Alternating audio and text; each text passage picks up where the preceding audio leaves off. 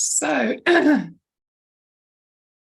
this is a first for me, and I wanted to drop in this morning because I wanted to share how I can help ambitious females, entrepreneurs, leaders, coaches, to be able to take back control of their life and be able to beat the burnout and stress and imposter traps that we often fall into. And the reason why I know this is because I have been a female executive leader. I was for over 23 years, and unfortunately, despite me getting very successful within the organization, I did fall into those traps. And of course, now I want to use this to be able to help others to be able to escape them altogether. And of course, why wouldn't I want to start with young, ambitious female leaders, entrepreneurs and founders? Because after all, they're the next generation. And why do we want them to actually fall into the traps that we've fallen into ourselves? So the question is how do we do that? Now, what's really important to recognize is that stress is not a sign of weakness. It's a sign of trying to remain strong for too long. Now, this actually come from a quote that's come from someone that's unknown, but it's a very, very important thing to consider. Now, here's the thing. There are 5 key challenges that actually create this stress and anxiety and burnout. And let's start with the first one. They've got this lack of work-life balance. And then when you've got a lack of work-life balance, it means that you start to struggle to maintain a healthy work life. You're feeling exhausted and you start feeling overwhelmed. You know, you see it as the image. I don't know whether you've seen one where you've got this woman sort of juggling loads of plates, and they've got sort of football they're taking them to. They're going to events. They're organising meetings. You know, they're in work. You know, they're taking on everybody else's problems and trying to help everybody.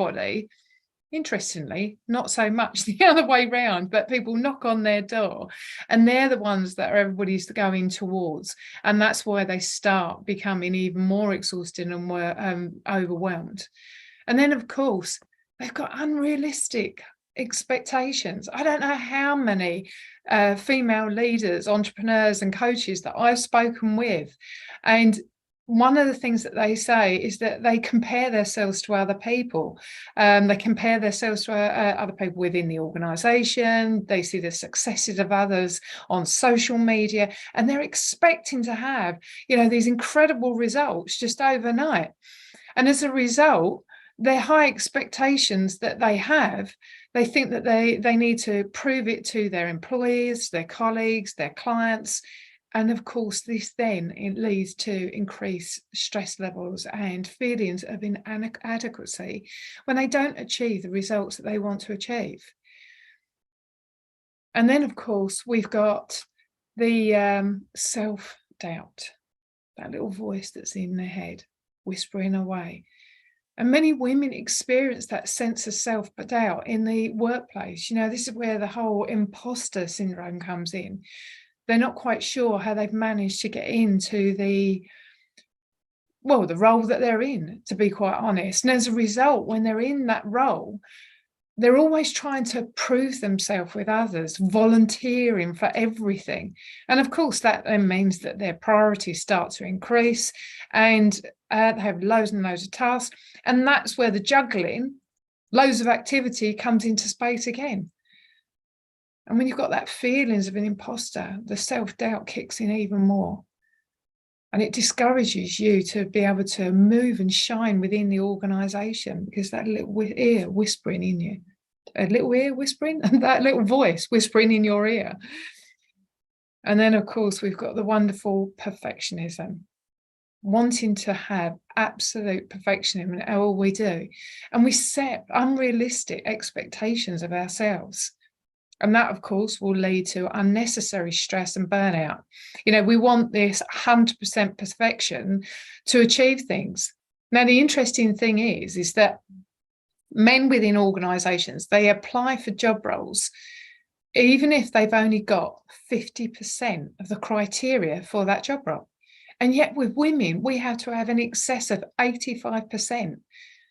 Which means that we don't apply for jobs and opportunities within organisations or outside of an organisation, which we lose out on those opportunities. So we can't blame others that we've not actually been successful, because we're not trying to shine in a light that we deserve to be in, because we doubt ourselves and our core capabilities. So that's perfectionism. And then, of course, we've got that limited support system. We don't have a strong network of people to turn to for advice and support, whether that's mentors, coaches, people that can lift you up. It can then make you feel isolated and alone.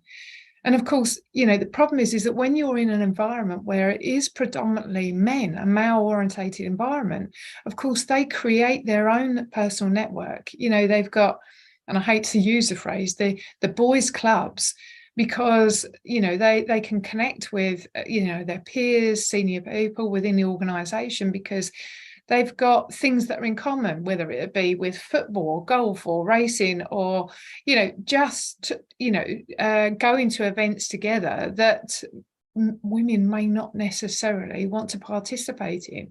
And of course, you're not having the conversations that you would have with those individuals and building the relationships in the same way. But it is fundamental to build those networks.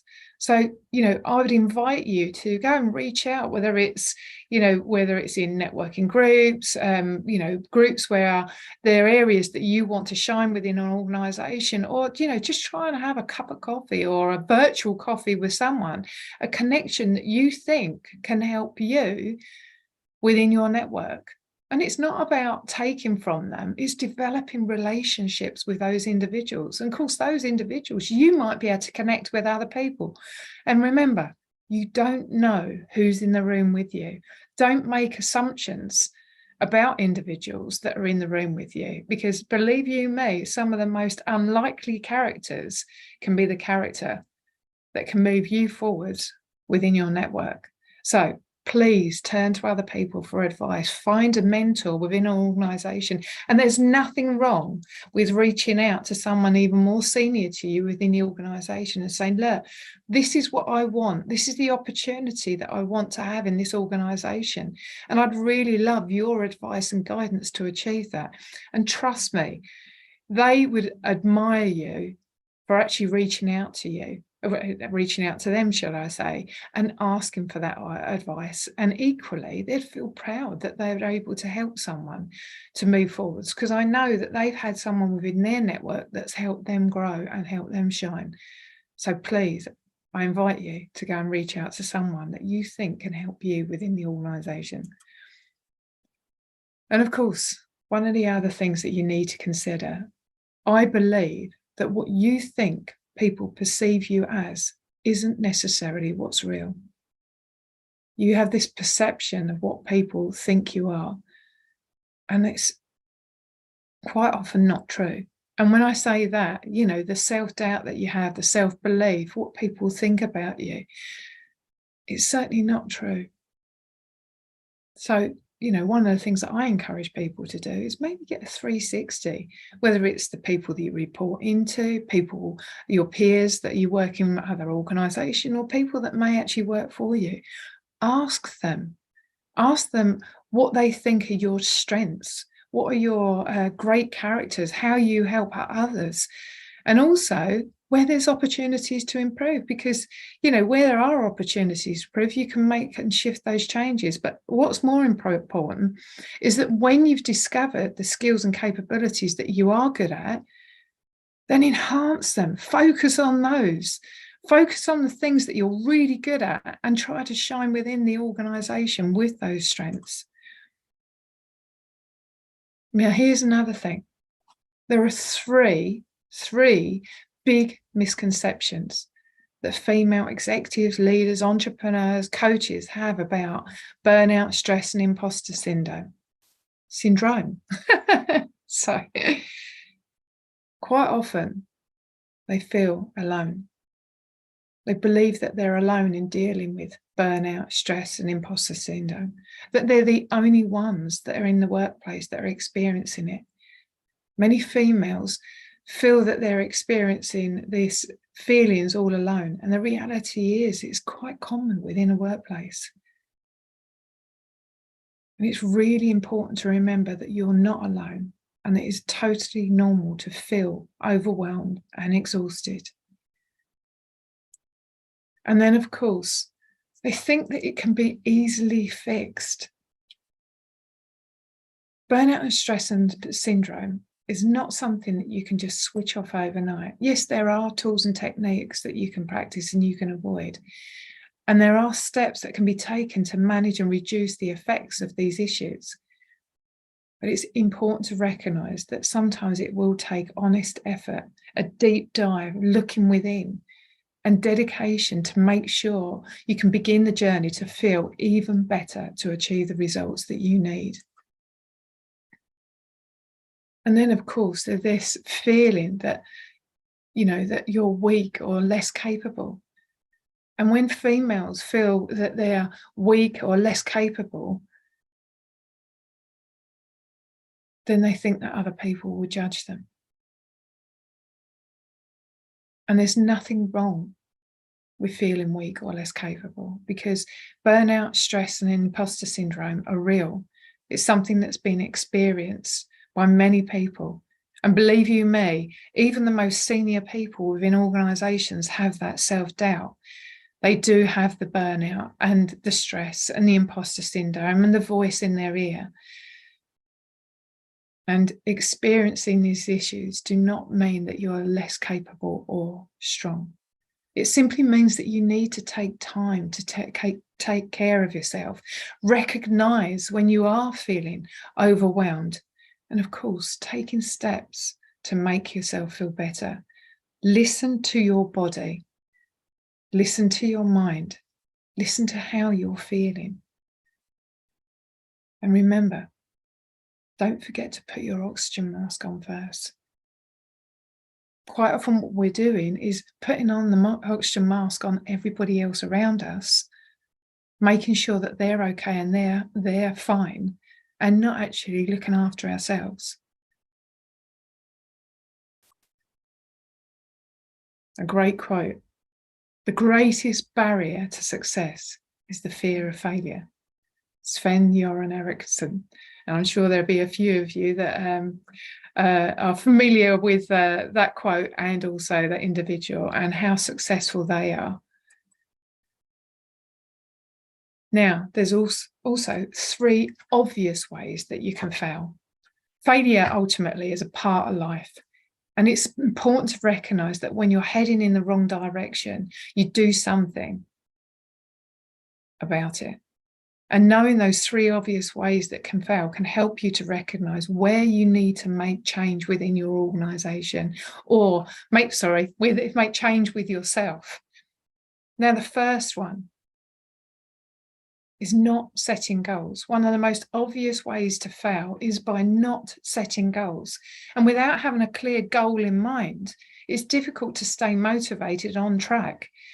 Now, for me, the goal is about achieving your why, being able to do what you love, what gives you passion, what gives you purpose, what gives you joy in life. But with having a goal, having a why, you need to know how you're actually going to get there to achieve it and achieve the results that you want to achieve. And believe you me, that when you've found your why, it definitely makes you feel motivated and stay on track. Then, of course, there's a lack of action taken. There's so many people who've got these wonderful ideas and goals that they want to achieve, but they're not taking action. And it's all about taking action. It's easy to get stuck in the planning stage and never actually taking steps. Like I was saying before, is this need for perfectionism. And because you've got this need to perfection, you're not taking the steps to actually achieve the results. And the good thing is that when you take action, you can keep on improving. And if that one doesn't work, then you can trial something else. If that doesn't work, you can try something else, or you can enhance it and improve it and make it even better. And of course, when you're setting your goals, be sure to create a timeline where there are actionable steps that you need to take to achieve that end goal, to achieve your why. Then take the time to take the action and make progress towards your goal. And remember, it can be small, incremental steps. Well, there might be big steps that you can make. But the important thing is take action. And then, of course, as I've already mentioned, is by learning from those mistakes. The problem is that, the obvious way to fail is by not learning from the mistakes. It's easy to get discouraged when things don't go as planned. And, the reality is things will go wrong. But one, if you don't take the action, they're never going to go wrong. And of course, when you do take the action, you can learn from those mistakes and find out how we can actually do it better. But the problem is, instead of actually feeling discouraged and giving up, take time to reflect. Reflect on what went well, what didn't go so well, what can you do better, how can you change it next time? Consider this. It's not the mountain we conquer, but ourselves. Edmund Hillary, great quote. Now, here's another thing. There's common beliefs that are preventing you from just sustaining those results. And there are 8 of them that we're going to be talking about just now. So the first is success is achieved solely through hard work and dedication. Now, whilst hard work and dedication are important, it's also important to remember that there's luck, there's timing and networking, and all of those play a role in your success. I've already mentioned it, that, by networking with people, connecting with people, truly connecting and building relationships can help elevate you, can help lift you. You can use them as mentors, you can use them as coaches, you can use them as people that can help elevate you, because you're learning from their skills, their capabilities, their journeys in life. And of course, there is an element of luck that will come into that, because, as I said, you never know who's sitting in the room next to you. That one person that can change your life, be there for you in that moment. And that also relates to timing. Then, of course, there's this failure is a reflection of their worth. It's important to remember that failure is a part of life and should not be taken as reflection of your worth. Don't listen to those voices saying that you're not good enough. When you make a mistake, it's about learning from those mistakes. I mean, of course, if we do the same thing over and over again and not by learning by those mistakes, then it is crazy. And it's also going to cause you to have that thing whispering in your ear saying that you're not good enough. Now, it is important to learn by those mistakes and learn how to do it in a different way. Reflection. And then, of course, there's this need that you need to do it all alone. When you're working with a team or a support network, this can be invaluable for achieving success. It's hard work being there on your own. And that's whether you're an executive, a leader, an entrepreneur, or a coach. When you're trying to do it all alone, it is difficult. But when you've got people around you that lift you up and help you to shine, or you lift them up and help them shine, it can be invaluable in achieving success. And then, of course, success will happen overnight. Do you know what? It takes time. And it's often quite slow and a steady process. And yes, there are individuals that accelerate rapidly. But again, that goes back to this luck, being at the luck, being in the right time, in the right place, with the right person.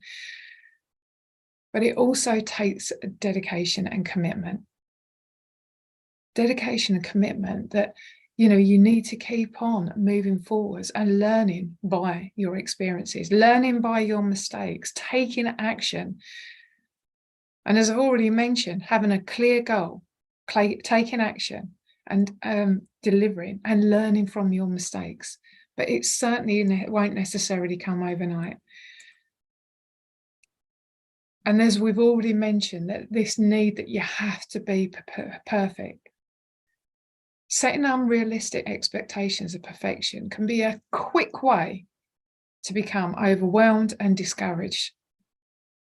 When you make those mistakes, or you look in the mirror and think that you're not perfect, that you're not the best one, then that's always going to have an impact on you.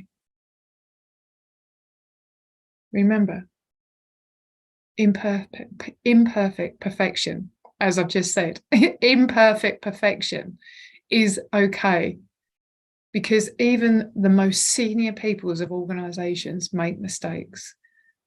The difference is that they learn from them. Then, of course, there's this expectation that they can do it all. It's important to recognize that there are limits to what you can do and what you can accomplish. You're not superhuman. No one is superhuman. So don't expect to do everything all at the same time. Identify one thing to focus on and make sure you take action to achieve it. Then focus on the next thing and achieve that. Let's use this as an example. Right.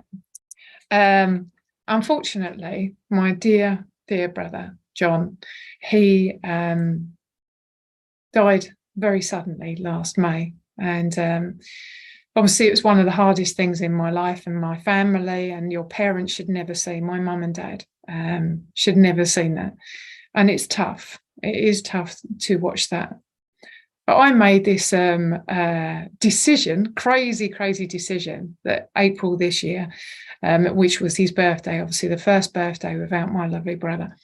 And I made the decision at the end of March to write a book. I was going to write a book on the first pillar of my business, the stress-free risk resolution, of the freedom transformation formula. And I decided to write the book, dedicate it to my brother. So my mum and dad had a book to open on his birthday, something that was going to be dedicated to him.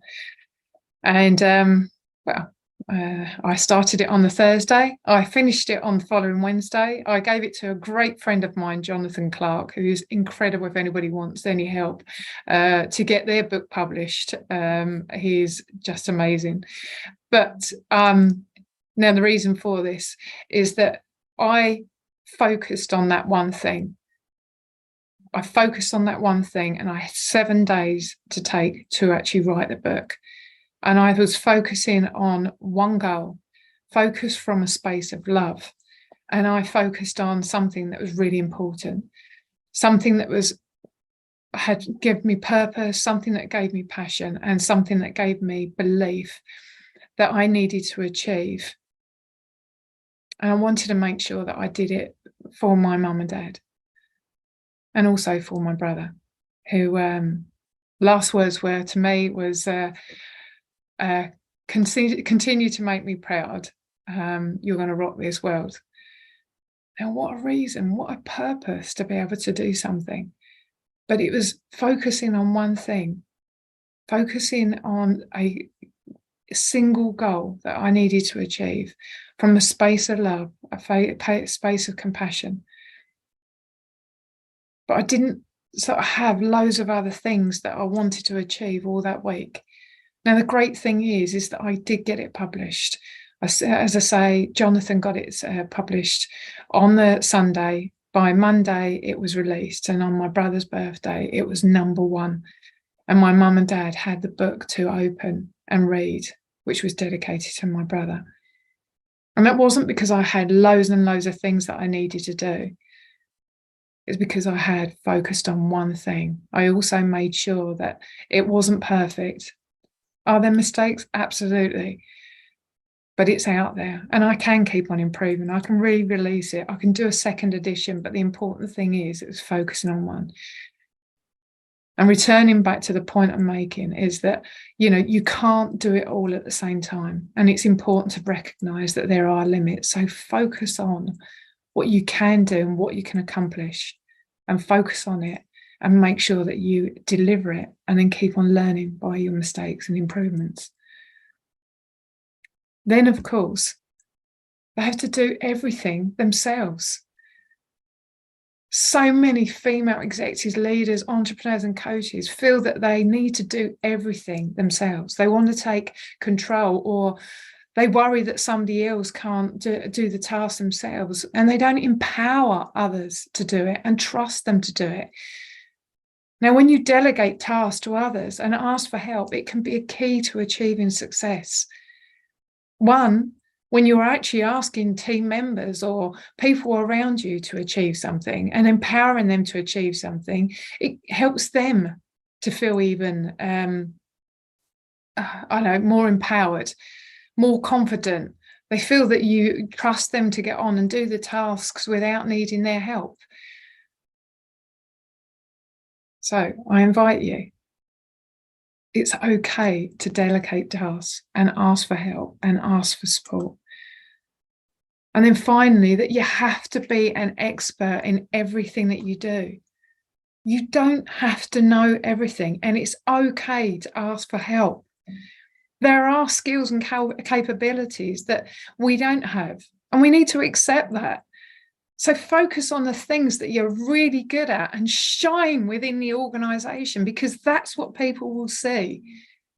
When you volunteer for everything, no matter whether it's your capability or not, and you don't do it right, then that's what you'll be judged on. So I invite you, focus on what you're good at, focus on the skills that you have and the capabilities you have. And you know what? When there's an opportunity for people to volunteer for tasks within a room, don't put your hand up unless it's something that's your true skill and capability. Now, I'm not saying never, ever ask to do anything. That's not what I'm saying at all. But shine in the light that you are really good at. And that light will shine on you as well. And that's where other people recognize you with your skills and capabilities. Now, maybe you've heard this phrase before. Success is not final. Failure is not fatal. It is the courage to continue that counts. Winston Churchill. Now, what immediate action steps can you get results from? And how can you achieve that? The steps to success, okay? So there are 3 key steps that you can take, okay? First of all, break down your goal. So when you know what your goal is, what it is that you want to achieve, break down your goals, okay? And be able to break down them in a way that's clear, gives you clarity. When they're smaller, they're more achievable tasks. And this will obviously help you to stay motivated and make progress. So remember, small incremental steps. And as you tick those off in a list, then it shows that you're achieving results, and it stops having this big elephant in the room and making you feel even more overwhelmed. Second, track your progress. When you track your progress and celebrate your success along the way, this will help you to stay motivated and on track. Because one of the biggest mistakes I see with female executives, leaders, entrepreneurs, coaches is that, as I've already mentioned, they see this big elephant in a room, they don't track their results, and they don't celebrate their success. All they see is the mistakes or the amount of work that there is along the way. But when you actually break it down into the small steps, you mark them off individually and celebrate those successes each day, then that will keep you motivated and on track. Third, ask for help. Don't be afraid to ask for help. Build a strong network of people who can offer you the support and guidance. And it will be invaluable, trust me. And again, when you do ask for help, then of course it makes others feel better that you've asked for them. It makes them feel value and valuable. So, and it's also going to create a strong network of people to be surrounded by.